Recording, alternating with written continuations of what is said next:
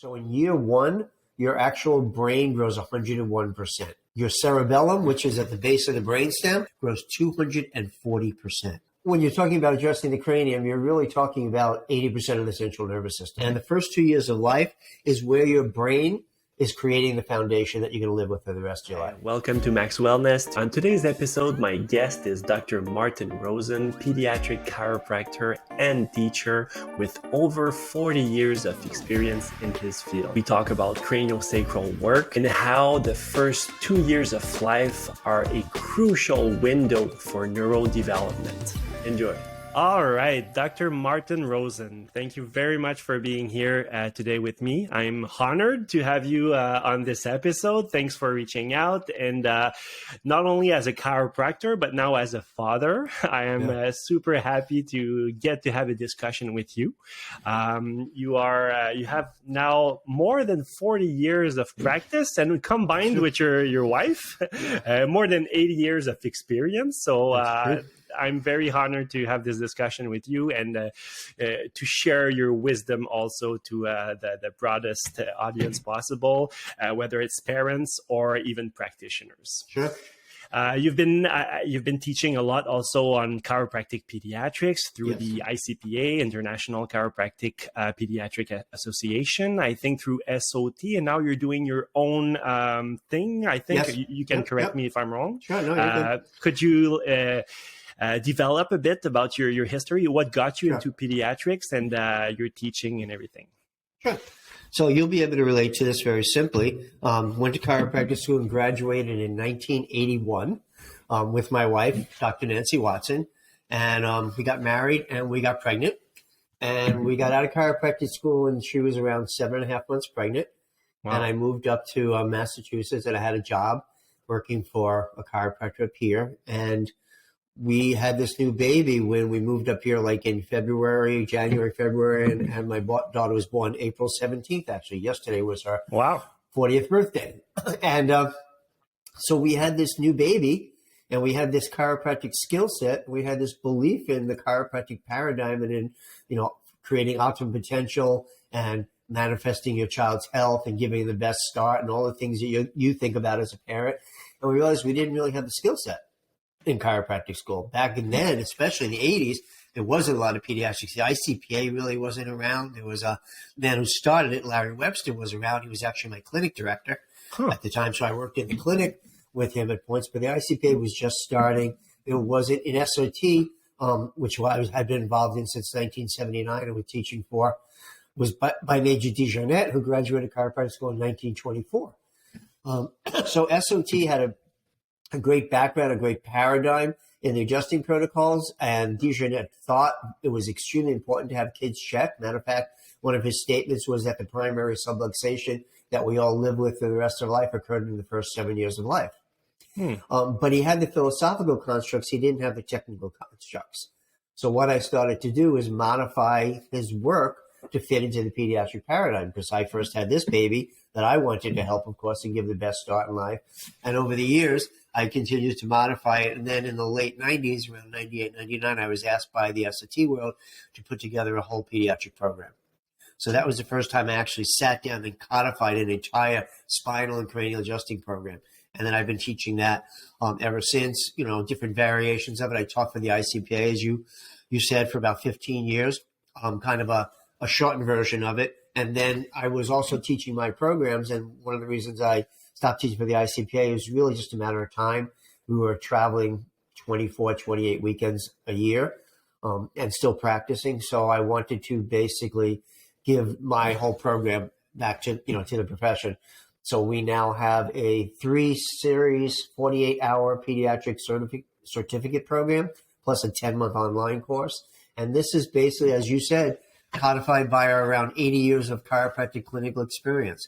So we've updated it, we update it periodically. We're teaching our next spinal seminar actually this coming weekend in April, and then we have another one in June and September. So we break it up into pediatric spinal, pediatric cranial, and then we have what we call clinical applications, which is basically the third seminar, which combines the two and actually goes over actual case studies and how to deal with particular issues sometimes.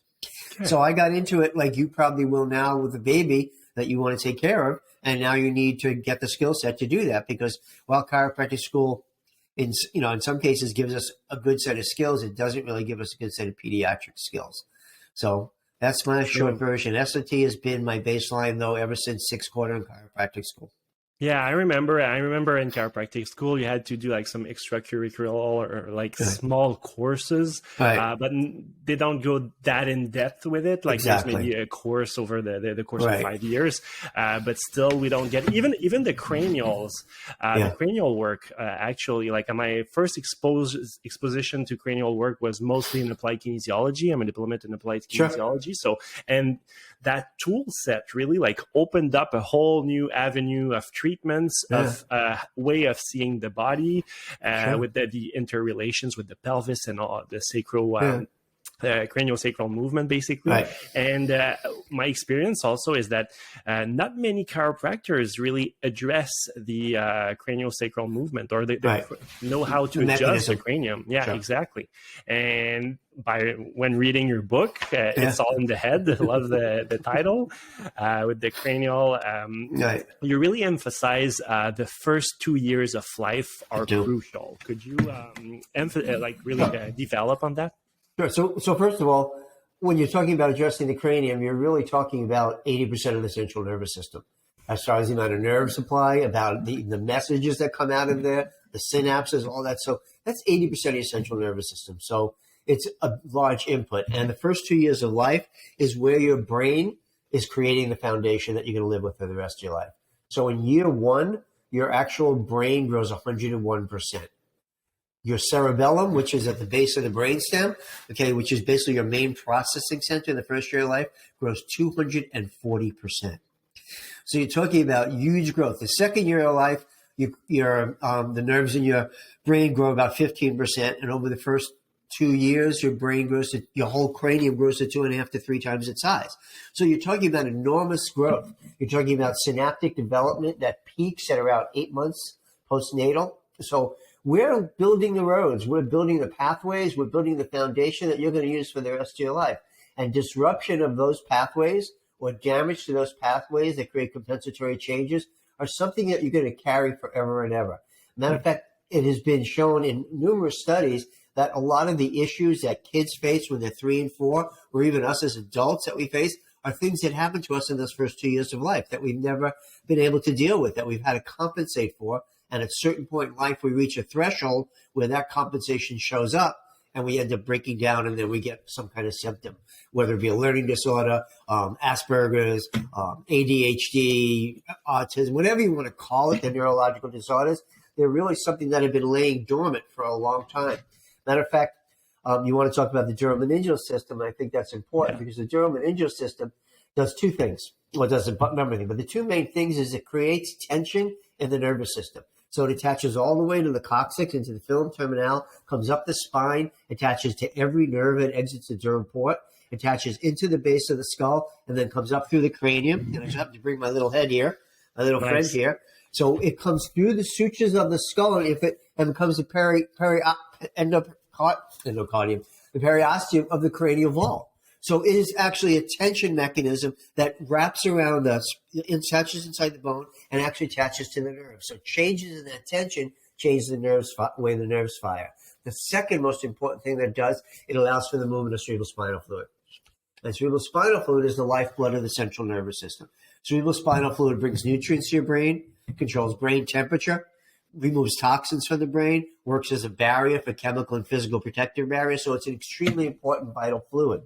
Matter of fact, there were 2 studies done, one in 2015 and one in 2013, that said through MRI studies, if they found that kids had too much cerebrospinal fluid, basically a backup of cerebrospinal fluid in their brain in their first 6 to 12 months of life, that they could diagnose that those kids had a 70% chance of being diagnosed as autism having autism by the time they were 2. So increased CSF is increased inflammation. And if it's too increased in the brain, it doesn't drain out, so it doesn't remove toxins. So the same thing like your lymphatic system for your body, if the toxins are not removed, you get sick. Well, if toxins aren't removed from your brain, it gets sick. So that's part of that neuromeningeal system. So it's not just about the bones. It's about the nerves, and it's about the cerebrospinal fluid, how that maintains health throughout that system and maintains the integrity of that system.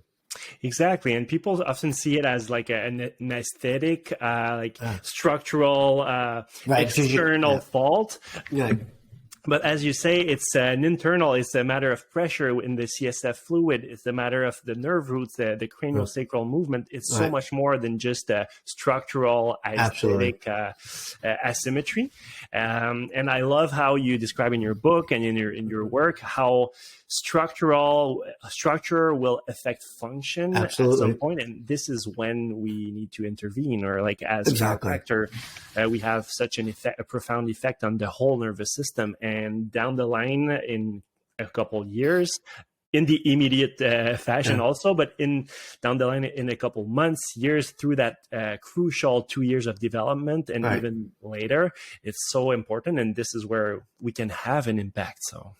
Well, we know, we're so used to, as chiropractors and even lay people, when you see a spine that's twisted, you see somebody walking funny, a shoulder high, or a scoliosis, and you look at it, you think, oh, that person must be in pain. Or you can see how they compensated for function.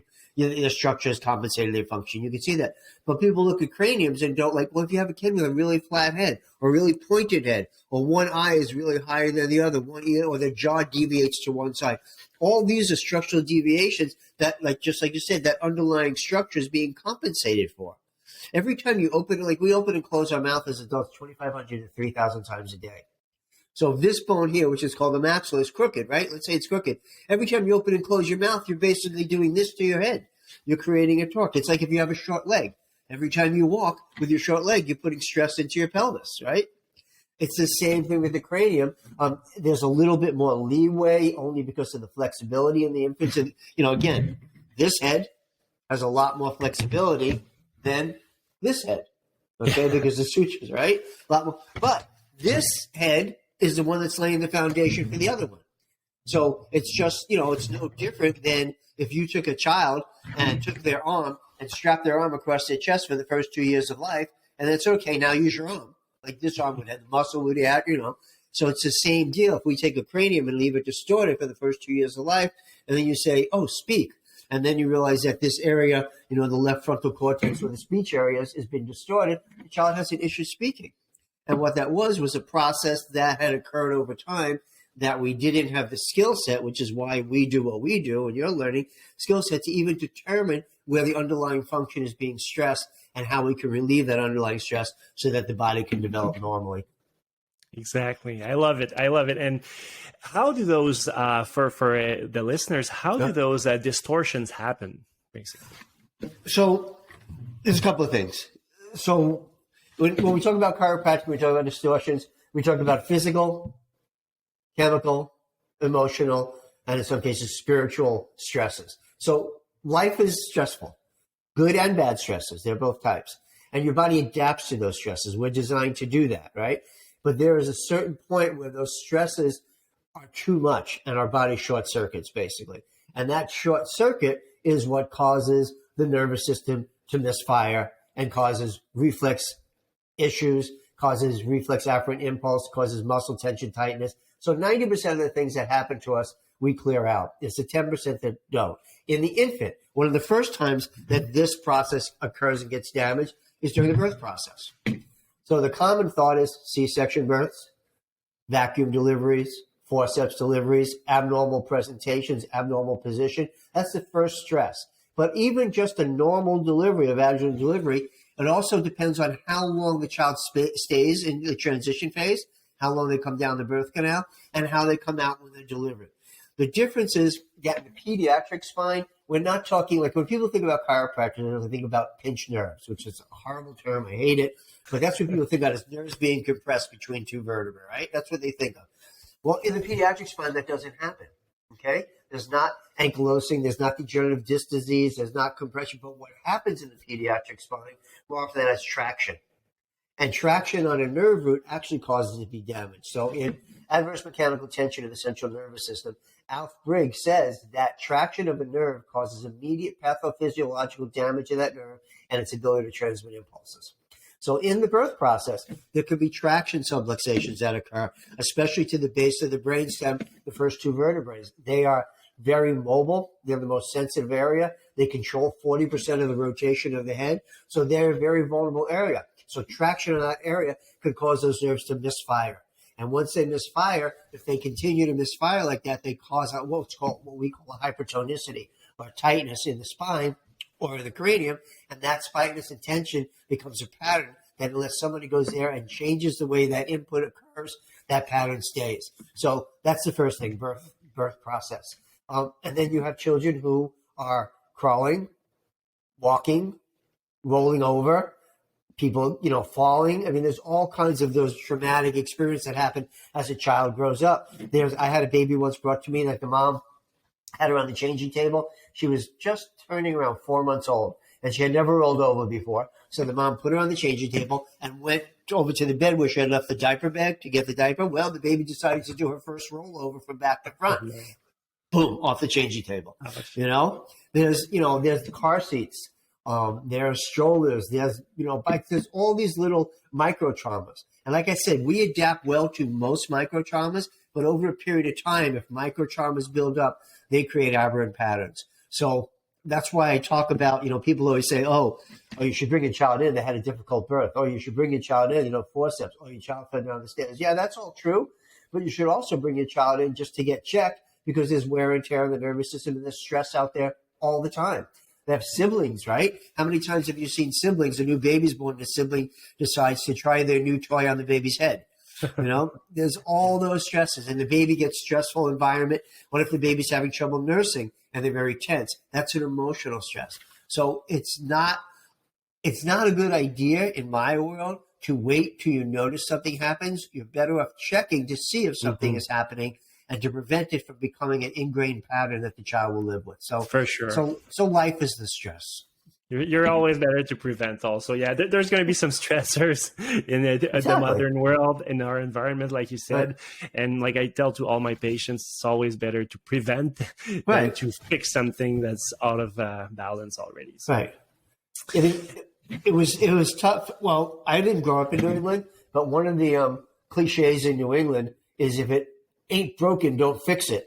And so, and one of the worst things that chiropractors, and especially I hear, is people would come in and I'd say, John, why did you wait so long? You can hardly walk. He goes, I thought it would go away. It's like, so if it ain't broken, don't fix it. That's not true, because you want to fix it before it breaks, right? That's like infrastructure. Like, oh, there's a bridge. It's not broken, so we're not going to check it. And when the cars fall off the bridge, then we'll fix it. Yeah, and then the other thing will be like, oh, I'm in pain, but I'll just keep going through it, and eventually the pain will go away. It won't go away. Something else will compensate, or you'll break down. So those are the kind of things that we want to really reframe, especially in pediatric practice. Yeah, and it's going to be that much more complicated to fix for longer, or like strenuous. It's much harder. Exactly. For sure. You said also, like in your book, you mentioned that the milestones change, and also that that's the thing. Also, like with plagiocephaly, flathead syndrome, tongue ties, and torticolli. Is that how you say it? Torticollis, Torticollis, and it's very common, even reflux nowadays. And you speak to your friends and to your family, and he had that and it passed, and all these. He's a bit fussy. It's normal, but I loved in your book how you said normal doesn't equal common isn't normal, right? Exactly. Yeah. Well, so you brought up a whole plethora of topics there all at once, which is great. I'm okay, because that's how my mind works as well. So let's peel it away and see if we can do it. Let's start with milestones. Okay, so one of the issues that we've had recently is the CDC changed the milestones, and they moved them out. So they basically lowered the bar for neurological development. They moved out how many words you can speak in the first 2 years. They moved out when kids can walk alone, should be able to walk alone. They also took away creeping and crawling. And they did this because they found that there were less kids able to meet the original milestones. And so what they wanted to do, they said only about 50% of the kids were meeting the original milestones. So to make more kids meet the milestones, they lowered them. So now at least 75% of the kids meet the milestones. So that's like going to school and having a teacher who's a good teacher, and half the class isn't getting it. Only half the class is getting it. And the teacher goes, well, you know what? Only half of you are getting it. So instead of your passing grade being 65, I'm going to now make your passing grade 55. More people will pass. I'll look smarter. You'll look smarter, and life will go on, but you'll really be dumber. So that's what you sit around milestones. And the reason I find that so offensive is because milestones are predicated on what I call pre-programmed proprioceptive pre-programmed reflex loops. And basically what that means is in the cerebellum, that area we talked about before, the brainstem that grows 240%, there are neurological triggers that fire off that at certain times, so that there's a certain period in your life you should be able to lift your head up. And then from lifting your head, there's a certain period where you should be able to roll over. And then from rolling over, you should be able to sit up. And then from sit up, you should creep, and then crawl, and then stand, and then walk. Those are all predicated, right? They're a normal predication. You can't change that. You're not changing our genetic makeup. What we're seeing, because of environmental factors probably and other factors, is that kids aren't reaching these milestones. So instead of trying to fix why they're not reaching it, we're just going to remove the milestones. It's like if you went to the Olympics every year, right? And every year you went to the Olympics, every year people ran slower, skated slower, didn't jump as high, didn't shoot, whatever their skill set was, got worse, and world records got big, instead of a 9.8 second 100-yard dash, now you can run an 11-second 100-yard dash. We wouldn't put up with that. So why are we shouldn't be putting up with this. And so that's the piece with the milestones. They're very important that we follow and go through those, because that's how we develop a normal neurological integrated nervous system. That's the other piece. Creeping and crawling, which they left out, is horrific, because that's how our nervous system starts to integrate itself. That's how left and right brain starts to work. That's how balance, coordination, the intercommunication neurons, all that stuff happens from that cross patterning. So that's something that you would never think of leaving out. Yeah. And then the second part of that, which you said, and which is what actually motivated us to write this book. So I've been in practice 40 years, and there are periods of time where kids come in for specific issues. For some reason, they find, chiropractic can help with ear infections. Chiropractic can help with asthma. Chiropractic can help with colic. Chiropractic can help with nursing issues. So every period in my career, I can think of where all of a sudden the marketing hit or whatever it was, and people would come in for those issues. But the problem is now they're taking issues that keep happening, like digestive issues. I think it was 2 years ago or 3 years ago, Prilosec and Zantac were the two most highly prescribed drugs for the infant population. Yeah, true. 10 years ago, asthma increased by 900% and was one of the number one reasons that kids stayed home from school. So we're starting to take this stuff as the common things that are happening, instead of look at why they're happening and say, it's normal, it's fine. Like, my kid hasn't had bowel movement for 7 days. That's fine. My kid hasn't bowel movement. It's like, if the pediatrician would not have a bowel movement for 7 days, I would like to know how they would feel. So we can't take things that we keep seeing as common. In the United States, it's called Health and Human Services. They quantify certain parameters. So their latest parameter on kids and chronic illness is that 54% of the kids in the United States have some kind of chronic illness. Wow. Yeah. So that's become an example. And about autism rates, they just keep changing. When I went to chiropractic school, the autism rate was 1 in 2,500. Now it's about 1 in 42. Wow. So again, it's really a slippery slope when you take things that keep happening as common and then normalize them, and then you keep lowering our neurological bar. You have a new baby, right? It's a couple of weeks old. Do you want the best for your baby? Do you want their nervous system? Or do you want it's okay if the kid doesn't crawl, doesn't lift their head up for 8 months. And, if the kid never learns to walk, we'll just carry it around. What's the big deal? No, nobody wants to accept that. So people are busy now. That's the other thing. People are stressed now. It's a very stressful environment. It's a very fast-paced environment. So we have to be careful that these things that are happening to our children, that we don't say, it's okay, really busy, he or she will survive. We don't want survival for our kids. We want them to thrive. Yeah, we want optimal. Yeah. Yeah. Survival is, that's a whole different ballgame. We're not at that place yet, I don't think. Yeah, and I love how, let's go back to the cranio-sacral movement and how you do these corrections and how the structure that we're going to address is going to help with the function. Of course, there can be toxic stressors, emotional stressors, but by having the structure moving well, optimal, it's going to give more, I would say, bandwidth to the whole system. It gives it a stronger threshold. It makes it more adaptable to stresses. So And all of you know, if you've been in a stressful situation, a stressful relationship, or if someone in your family is sick and you're taking care of them over a period of time, it tends to wear on you. And so when that happens, then you have less of a threshold. So something that normally would happen to you, let's say you overreact to. Or if you have a patient, chiropractors, right, where we have patients that come into your office and say they can't stand up, they have excruciating low back pain. You say, what happened? They go, I don't know. I just went into my car and lifted this grocery bag and my back went out. And they're like, they actually think that the grocery bag did it. And we know that it was just a point. It was an accident waiting to happen. And there was stuff going on that they weren't dealing with. And they bent over, and that was the proverbial straw that broke the camel's back. Exactly. So we do not want to set up a nervous system like that. We want to give it, and it's a good term, as much flexibility as it can have.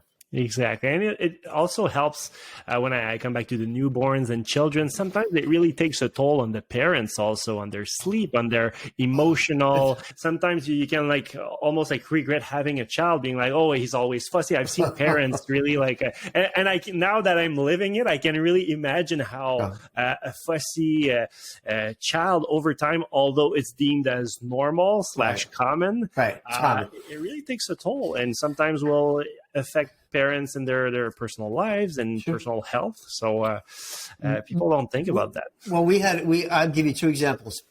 We had a mom come in, and her baby was about 6 months old at the time she came in.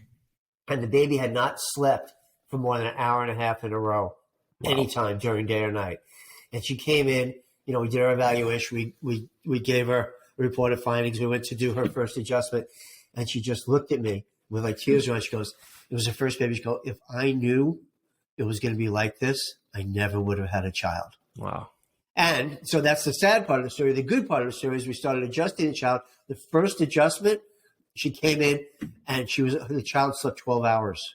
Now, I said to her, mom, I said, look, that's not going to be the regular. I said, but the bottom line is, under care, the child started sleeping. Within 2 months, it was a completely different baby, a completely different mother, a completely different father. They were getting 6 to 7 hours sleep at night. The baby wasn't fussing all the time. So that's what you're talking about, the whole familial issue. The only other time that I went, well, not the only other time, another time that was very pertinent for me and very profound is this mom came in. She had a baby. It was 5 months old. She had just moved to a new area. She didn't have a lot of friends. So she was pretty much isolated with this baby who wouldn't eat anything but would only breastfeed, but would want to breastfeed constantly because it didn't get enough breast milk because it couldn't latch well. Mm-hmm. So it would and wake up in the middle of the night and wanted to nurse. It wasn't an efficient nurser is the term I guess we're using. And she came in and she actually, I was going to do the exam and I said, can I hold your baby? And she gave me the baby and she looked at me for a second and she went, I know this is horrible, but I understand child abuse. And I went, okay, let's talk about this, And again, same story. We started taking care of her. Thank God, within a very short period of time, the baby started to be able to latch better, to suck better. So the baby was able to nurse for a longer period of times, more efficiently, but not as many times. So in other words, instead of nursing 15 times in a day, maybe the baby nursed 5 or 6 times in a day, got fed, was able to sleep and calm himself. So you're right. It's not just the child. It's a family dynamic that changes. And in essence, it's a societal dynamic. Right? For sure. And like you said, people don't realize also how down the line in 3-4 years, it could lead to let's say speech problems or learning difficulties and all these things. So you're always better to come in and get your child checked. Or best case scenario, you have okay, everything's good, a couple of fine tunings here and there, but no fixing big stuff. And the sooner the sooner you can address it. So. Well, if you think about when most kids are diagnosed with issues, especially neurodevelopmental issues, it's not till around age 3, actually sometimes 4. And the reason for that is that's the time when the area of their brain, the prefrontal cortex, is really active and when they have to actually react and use more of their nervous system. And so it's not till you find out that there's a glitch somewhere there when they're trying to maybe go to school and learn certain things, or they're in an environment where they're not at home and not as safe, and they're in a bigger world, a bigger environment, they have to adapt. That's when they start to break down because their central nervous system doesn't have that flexibility or adaptability. And what's interesting about many of those kids is if you ask the mom, when did you first notice that Johnny was a little bit different? And moms will always say that, I knew something was off like in the first year and a half of his life. Like they intuitively knew that this just, especially if they had another kid, they know he's just different. And pediatricians, oh, he's just different, or he's a little slower. He'll catch up. I once had a baby that was brought to me that was 18 months old, wasn't sitting, wasn't creeping, and obviously wasn't standing. And the father happened to be a neurosurgeon. Wow. And the reason he brought the baby in is I did the exam. His wife put the baby in as a friend. He goes, look, I'm not really clear about what you do. I'm definitely a little bit leery about what you do. But I have this 18-month-old who's still not sitting, doesn't crawl. And my medical profession told me, don't worry about it. He'll catch up. And I go, that doesn't make sense to me. So here's my kid, and you can start care with him. And so it's imperative that we check, evaluate, and determine what needs to be done as soon as possible. And just like you said, some kids, maybe it's a couple of adjustments and then you're going to need to see them again. Some kids, the pattern is deeper and takes time. But I always use the analogy of dentists. If you go to, some people like to get their teeth cleaned once a year. Some people like to get teeth cleaned every 6 months. Some people like to get their teeth cleaned every 3 months. But when you go to get your teeth cleaned, part of getting your teeth cleaned is not to just get your teeth cleaned, it's for the dentist to check your teeth, to see the condition of your teeth. So if I go in for my dental cleaning and the dentist checks my teeth and goes, well, we need to do a gum scaling, you need a root canal and an implant. Does that make me go, oh, I'm really happy? That's awesome. Or am I more happy when the dentist comes in and says, you're doing a great job. I'm doing my job. You're flossing, you're brushing. I'm doing my job. We're checking you. Everything looks good. See you in 3 months. Have a nice day. So that's the same thing in the chiropractic profession. I always tell people that sometimes my practice probably at this point is 80% maintenance, which are people who come in for wellness care. I mean, I take new patients, but a lot of my patients have been with me 20 plus years. And the other day I had a situation where I adjusted a gentleman and I checked him and I literally only had to adjust one cervical vertebrae. That was all that I found. And he got up and he goes, that's it? And so I used the dental analogy to him.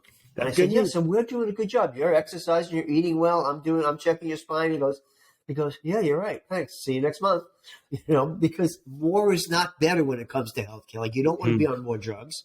You don't want to need more adjustments. You don't want to need more assistance. You want to be able to get to a place where you can create a state of wellness, both internally and have a little assistance externally to maintain that state of wellness. Exactly. And to go back to that neurosurgeon also, and that's why I really wanted to shed some light onto this because most people just don't have that knowledge available also. And right. I saw in your book also, the American Pediatric Association said that 47%, correct me if I'm wrong, 47% of the newborns have cranial distortions, but I think only 10% need treatment. Right. But because also the conventional treatments that people are aware of, like for tongue ties, like cutting the tongue or lasering the tongue, not cutting the tongue, but the frenulum, or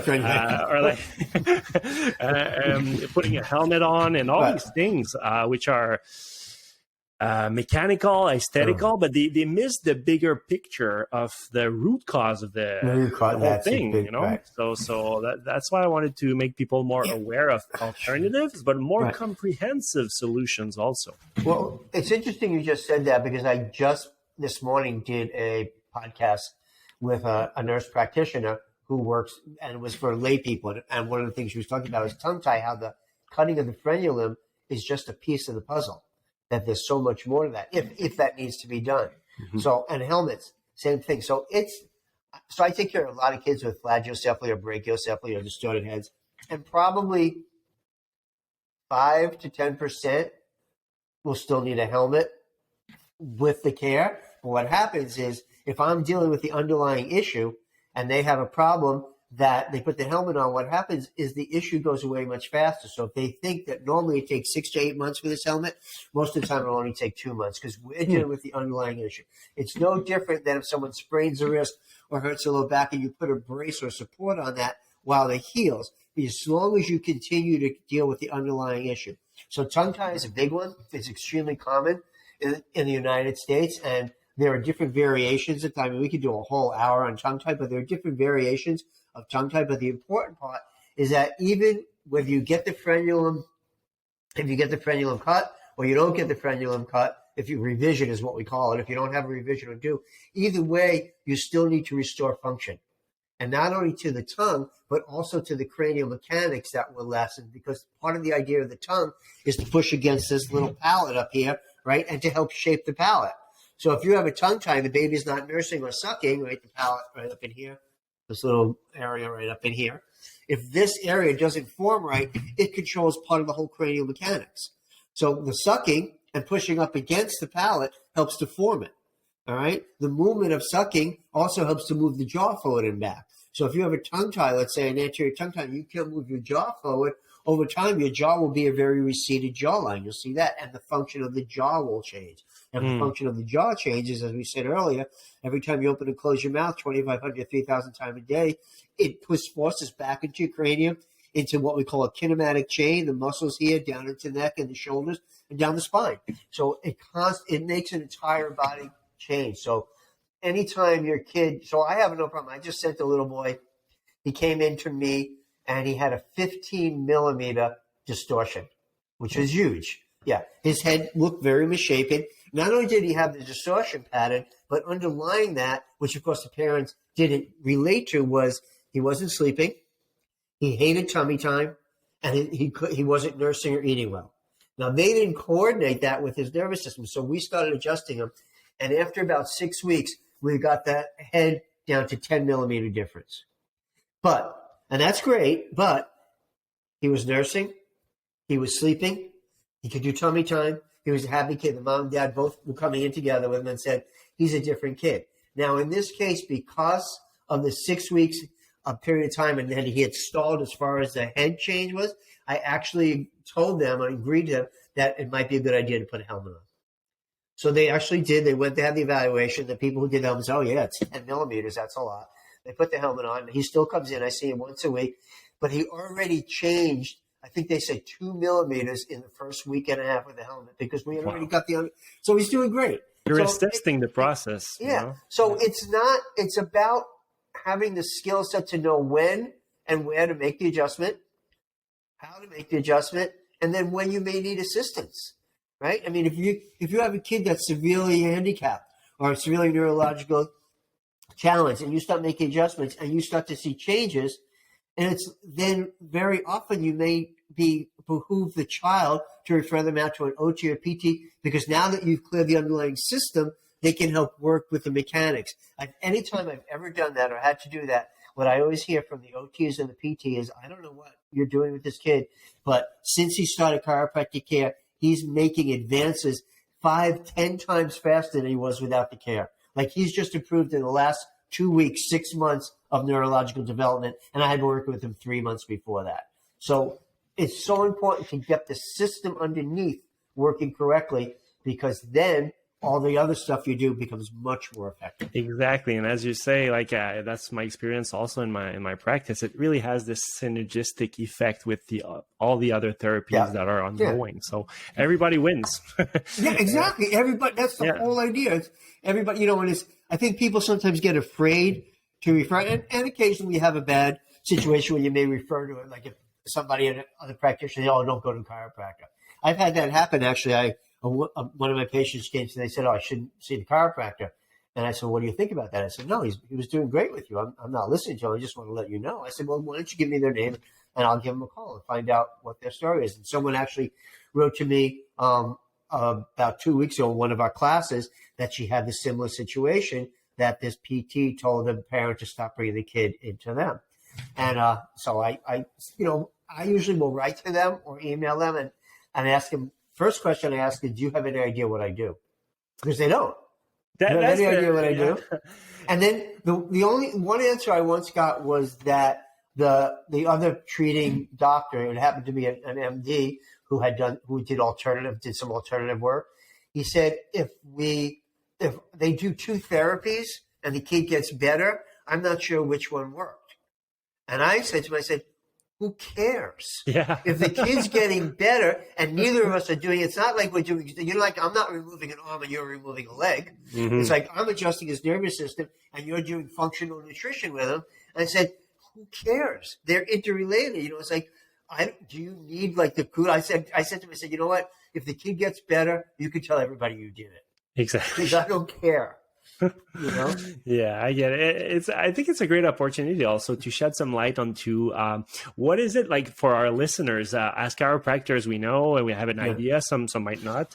But then again, how would you describe an adjustment on a baby, on a newborn, or I'm sure people in their minds like that don't know about it. They will picture like the same adjustment as like adult cervicals and all these things. It's not like you see on YouTube. Yeah. Oh boy. No. If you do that, you'd end up with the baby's head in your hand. Yeah. So adjustments, and I tell people this, and I tell my patients this, especially if I have patients who have not been under chiropractic care. I'll say it's actually safer to adjust a baby because of the amount of loud gentle force we're putting in than it is to adjust an adult. Like the process is safer.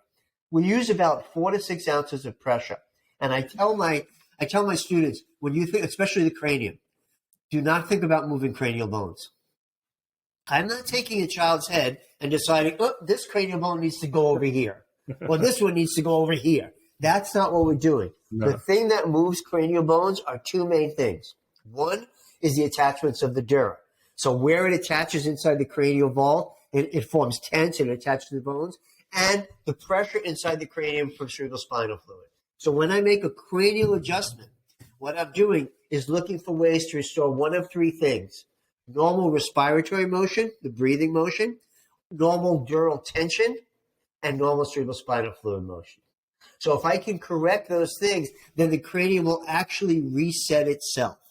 And what we're doing is we're facilitating the cranium to go in the direction that it's really already trying to do, but it can't for whatever particular reason. So if you think of making a cranial adjustment, it's about changing tension on the dura as if I was working on a muscle. Like if I had a tight biceps, right? And I wanted to release it, it was tight here. I might work on the tendon, or I might work on the belly of the muscle where the nerve fibers are to help it reset. When I make a cranial adjustment, that's the same thing. I'm looking at attachment points for the dura that are too tense so that I can release those so that the cranium can then move through its process. Or if I'm trying to facilitate what we call respiratory motion, I may make a contact. I'll use the big head, for example. So I may want to make this temporal bone may be moving incorrectly. I may just gently hold it into the position I want it to move as the child's breathing in and out. And my gentle pressure with their respiration will basically rock it as if you were trying to rock a car out of mud, or you're in paradise or out of snow. Just trying. So that's what the cranial. And as far as spinal adjustments, we're also using about 4 to 6 ounces of pressure. The difference between an adjustment and a manipulation is that an adjustment is helping the body facilitate a corrective mechanism that it is already trying to make. So therefore, you're actually not trying to overstress. Like when you hear manipulation and all the popping noise and things like that, you're bringing a joint past its point of tension and creating that tension, increased tension, and then nerve fluids being forced out of the joint and it's moving into place.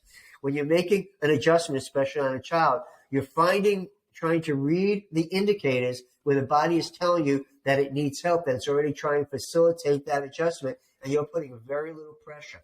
Let's go back to the car analogy. If you have a car stuck in the snow and 2 people get out and they're trying to push the car out of the snow and it's trying to go forward and you can't, and it's still stuck, and then a 3rd person comes along and just helps with a little pressure and the car gets out of the snow. Well, that's what happens in the spine. We're finding the area that the body is trying to make that correction based on a series of neurological indicators that we teach, and then we're facilitating that neurological correction with a very low force so that we're basically assisting the body in helping it make a correction. So it's a very, very safe process. It's a very comfortable process in most cases. Some kids definitely are hypersensitive and will feel it, but it's not because we're putting aberrant forces into it and we're not making popping or cracking or twisting sounds. So it's an extremely safe process. It's an extremely specific process. That's the other thing. And I always tell my students that if you're unsure, leave it alone, because in the pediatric practice, less is more. And sometimes very little input is all you need to actually make a change. Yeah, amazing. And from your experience teaching with the ICPA, I'm not very familiar. I've never been a member of the ICPA. Right. I've never been that much into pediatrics, but this might really, like I said, it really having a child really sparked an interest in me and opened a whole new Pandora's box of possibilities. But is it in your experience that most people at ICPA do cranial work, or is it more something as a specialization? No, so cranial work. So that's why I basically went with my series, and because there is actually a friend of mine. When I left the ICPA, I asked a friend of mine who is also a craniopath and who's at SOT if he would take over teaching the ICPA. So the ICPA, I don't know exactly how many. When I was teaching, I think there were 12 courses over a year. Once a month, we went to a different course. So everything from spinal adjusting, some were practice management, some did nutrition. So there were when I was doing, I think there were 4 people teaching technique. So there are 4 different techniques. One man was teaching at Thompson. I was teaching SOT. Someone else was teaching some upper cervical stuff. So there were 4, and then someone was doing spinal palpation. And then your other classes had anything from jurisprudence stuff, a little bit of practice management. Some of them did pregnancy. So they changed their program over time. But there's very little cranial work if that's what you're looking for, expertise in it. Like I said, as far as I know now, the person who took over me is teaching SOT, but he's teaching spinal and cranial. So literally you're getting half a class of cranial work. Okay. So that's why one of the reasons I moved on is because I felt there was a really big crying out for and need for chiropractic cranial work. That's the other thing. You hear about people doing cranio-sacral therapy and CST. That's not what we do. We do chiropractic cranial work. It's a very specific art. So, and you took some AK, they do chiropractic cranial adjusting. So that's why our program is much more steeped in cranial adjusting once we get through the spinal adjusting. Interesting, because that's what I was wondering. As a chiropractor who refers out for most pediatric cases, but I was like, how do I know if they do cranial work? Well, basically, I'll just call and have a talk with them. But like where can people refer to on your website? Do you have yes? referrals? So we have on our website, my website, drmartinrosen.com. There is a link that says our graduates. Okay, when you hit that link, there's a drop-down menu of graduates that we have from all over. We have them from all over the world. Some of them graduated our online program. Some of them graduated our hands-on, and we also have a certification test that we're going to be giving also. But so you can get them from there. And everybody who's taken our class has at least had 1/3 of their training in cranial. At least. Cool. Okay, that's what I was wondering. Yeah, so that's where you can get. There are definitely other organizations who do some cranial teaching as well. But if you go to the ICPA and you're looking for a pediatric chiropractor, the choice is there to ask if you do cranial work as well. And perfect. Yeah, because like now that it's more of a personal interest, exactly. I was like, okay, where do I take my child? Exactly. In the meantime, I'll definitely read your books. I saw also that you offer some classes online that I'm very interested in. Especially since now I'm a parent and can't really fly out for now. But what are the prerequisites for your for our online classes? There's really no prerequisites. It's peakpotentialprogram.com has our classes. So we have levels. So we have an introduction to cranial adjusting. Then we have one that's kind of like clinical applications, which is external cranial techniques. And then we have the more advanced, which is intraoral. And what we're doing this year, hopefully it'll be out by September, maybe a little later. I shouldn't promise yet because we're working on it, but we're going to have an entire year-long cranial adjusting course from the very beginning, starting with anatomy, physiology, working its way all the way through intraoral pediatrics, TMJ, the whole thing. Then we have other classes that you can take, things like tongue tie. We're also going to be doing another flagiocephaly class. So we try to make the courses as standalone as possible so that people can basically pick and choose and start to learn. The most intricate cranial course that we teach right now is called intraoral cranial adjusting, and that's kind of the more intensive one. But there are a couple other cranial courses on this. So there's no prerequisite, but we do track you. So if you say you want to take our certification course and you don't finish all the protocols, and we have called, if you don't finish it, then you don't get the certification. I understand. So we do track that piece of it. I do not want to be a babysitter, but I also do not want people just to give me some money, say they've been certified, and not be out there. So I can understand, but there's so many people that I'm sure can find an interest in this, as I am super interested myself. But also there's many like students, also like some European osteopaths here in Quebec. There's many of them that I'm sure would be find a great value into what you're teaching, and it's really. I went through the book, and it's very, very interesting and so valuable for our little patients. Are you talking about the Pediatric Chiropractic Care book, yes, the textbook? Yes. Yeah. I love that book. People always ask me, where do I start? And what I'll say to them, look, if you don't know where to start, you could take my courses. We used to sell, videos. We don't do that anymore. I said, but you could spend, several $100s on that, or you could buy the book, go through the book, see what you know and what you don't know, what you like or you don't like, and then you can pick and choose from sections in the book. Yeah, that little girl on the front of that cover, the bigger little girl, she's now 40 years old. Wow. Now, the book wasn't written that long ago. That picture I used was long ago. But yeah, the book was written. I think that there's a second edition that you're holding up. So I think it was 2017. That we wrote that. But yeah. So that's a great way to learn about our stuff, is to do that. We have, and our goal has always been, my wife and I, has always been to uplift our profession. That's always been our goal. We want to make chiropractic, we want it to stand in its rightful place. People more than ever right now, I don't know about what's going on in Canada, but during this whole pandemic, we have been busier than ever. I've taken less vacation time in the last 2 years than I have in the 38 years before that. Since my wife said, we're going to practice 40 years. What the heck is going on? We haven't even gone away. So we're busy because people are desperate. They need help. That we can offer that kind of help, and chiropractors are still there listening to that and being, I don't want to minimize the frontline doctors, but someone said to me the other day, one of my patients, a nurse, she goes, you've been here this whole time. She was a nurse. She worked during the pandemic. She goes, you guys are frontline workers too. I mean, we've seen 20,000 people in the last 2 years, and some of them have been really sick. Some of them have been really scared, but we've been able to take care of them and help them. And that's what chiropractic is really about. It's about helping people basically keep their lives in order and keep themselves functional to the best of their ability. It's not just about neck pain, back pain, headaches.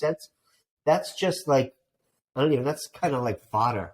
It's great, but it's not what we do. It's a very different paradigm, and that's it's slowly changing. But it's a different model, and that's the goal of this podcast also, to just spread the message and to give some options to people that most times they're not even aware of. So, and that's for us, it's, like our bread and butter. It's our daily clinical work. But for people, they don't even know that's an option, or they don't even know it exists, or that it's a way of doing things. So what would you say is a common myth or misconception about your field of work, actually, like even our field of work as chiropractors, but I would say as even pediatrics, that you're going to get, the most common misconception is that the child can get hurt. That your child will get hurt, and they'll tell you, with adults it was strokes. Oh, you'll get a stroke. With kids, they don't even tell you how they're going to get hurt. They'll just tell you that your child will get hurt. And that's why I always ask them, what do you think we do? And that is a huge misconception. Not only is it a misconception, it's completely a fallacy. And any practitioner who's telling a parent or someone to not go to chiropractic because your child get hurt is just doing a disservice, and they're lying. I can say the same thing. You go to a pediatrician, your child can get hurt. They can give them the wrong medication. What if your child's allergic to penicillin and they give them the wrong antibiotic? What if they give them Prilosec and it stops their calcium absorption and they end up getting diseases because their calcium is, it's like that. Nobody's out there that I know of to hurt people, but what we do on a scale of how safe it is compared to other types of care, we're like the safest. I mean, really, what we do, if you're trained, what we do is so. I've been in practice 40 years. I've never had anybody come in and say, "Wow, you really hurt my baby last time." The worst to say is, "Oh, Johnny was really irritable. He didn't sleep well after his last adjustment." That's about as bad as it gets. That's it. Like, I never had a baby who parent said, "Wow, since I've been coming in, my baby hasn't gone to the bathroom." I've never heard that. Since I've been in, my baby has reflux. Never heard that. So that's the biggest common misconception. that your baby can get hurt. The worst that'll happen is that you may not feel that the symptoms you were looking to resolved, but that doesn't mean there wasn't a positive change. It just meant that those symptoms didn't resolve. And that's the worst that I've had the parents come in and say, he's not really that much better. He's not sleeping. But even that's rare. So yeah, that's the common misconception that we have to deal with. Yeah, definitely. We get used to it, but definitely for sure. And what would you say is the most important trait or a strength as a chiropractor? Or as a pediatric chiropractor? Yeah. Oh, patience. Not the kind that come into your office, the kind that you have internally.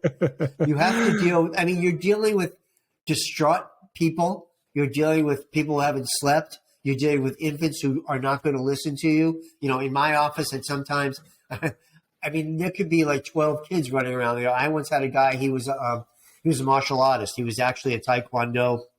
He had been an Olympic competitor, and he was very regimented. He was a good guy. And one day he was, I knew he was in the office, and there were a bunch of kids in the office, and all of a sudden I hear this,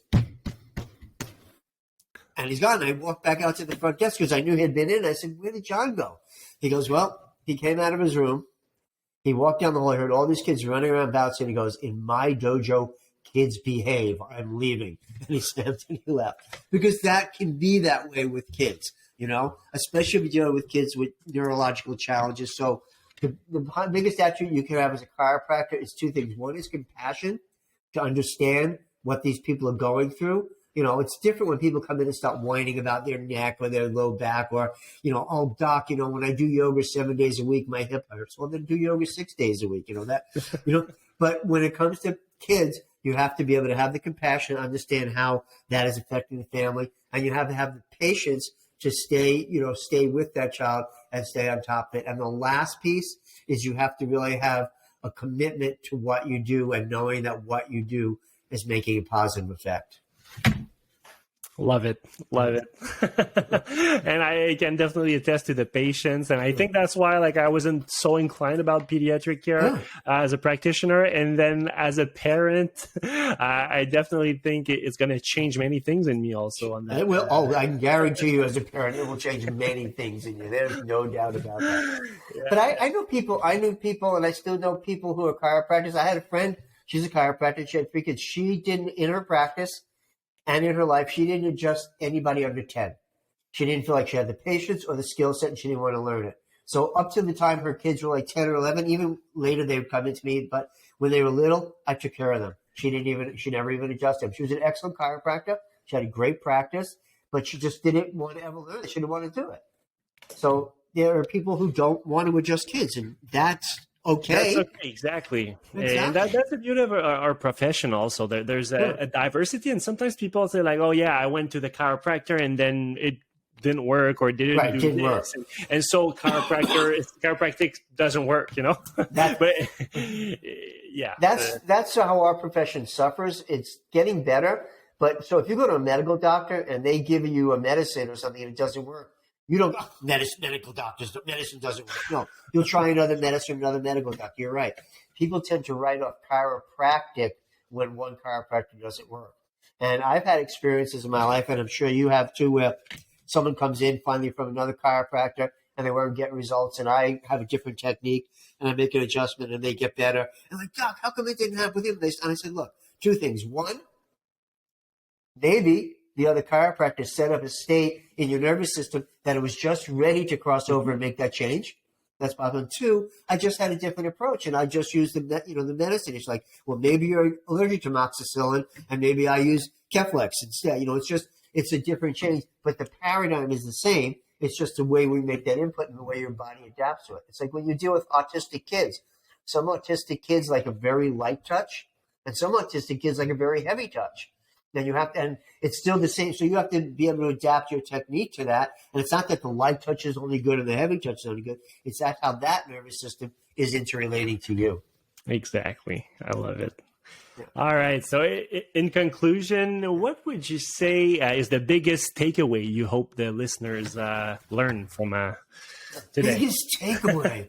how important it is to check children's nervous system, regardless of the birth process, regardless of anything else, but to get their spines checked as soon as possible. When I know I've done my job, when I'm taking care of a pregnant mom, and the first question she asks me when she's ready to give birth is, how soon can I bring my baby in? I know, and I'll say, as soon as you're ready. So that's when I know that I've educated them correctly. They've been through the pregnancy, they've been through care, and their next question after they give birth is, when can I bring my kid in? So the sooner, the better. That's the takeaway. Regardless of how the birth process went, you just reframe your brain that you don't have to have the kid in to adjust. You have to have the kid in to get checked. You're checking the kid, and if the kid's fine, move on. Have them come back whenever you think is appropriate in your paradigm. But it's not about just the adjustment. It's about checking the nervous system to make sure it's functioning, and then you apply the adjustment, but only if and when it's necessary. I love it. So beautifully put. So thank you so much, Dr. Rosen. I'm super happy. I feel blessed to have had you today. Thank you for doing me the honor. It's my pleasure. Sharing your 40 plus years of experience with us, and really thank you. Whenever I get to into the routine and let you out, yeah, exactly. I'll definitely come and learn in person with you. Well, and thank you for doing this. I know how much work it takes to do this, and to get us out in the profession. I really appreciate you doing that, and I know you're going to get very, very busy very, very soon. Thank you. It's already happening. Yes, it is. So exactly. Thank you very much for your work also. I really love it, and it's been an honor. Thank you very much.